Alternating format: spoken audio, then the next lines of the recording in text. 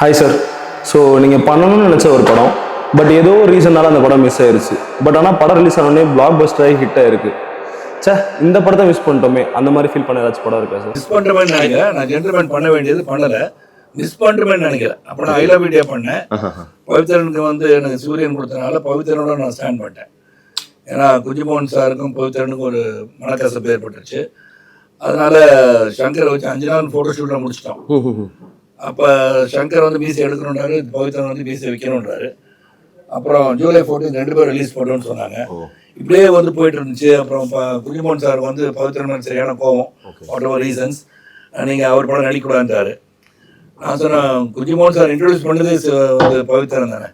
So அந்த ஒரு loyalty வச்சுருந்தேன். நான் அன்றைக்கி வந்து 2 படமும் பண்ணுறேன்னு தான் சொன்னேன். சங்கர் படமும் பண்ணேன். நான் தான் சங்கர் வந்து குஞ்சுமோகன் கதையை சார் நல்லா இருக்காருன்னு சொன்னேன். ஸோ அதனால் வந்து அந்த படம் மிஸ் ஆச்சு. ஆனால் இப்போ வந்து வருத்தம்ன்றது எனக்கு கிடையாது. ஏன்னா அன்றைக்கி ஜென்டில்மேன் ஹிட் ஆயிடுச்சு. I love India did not do well.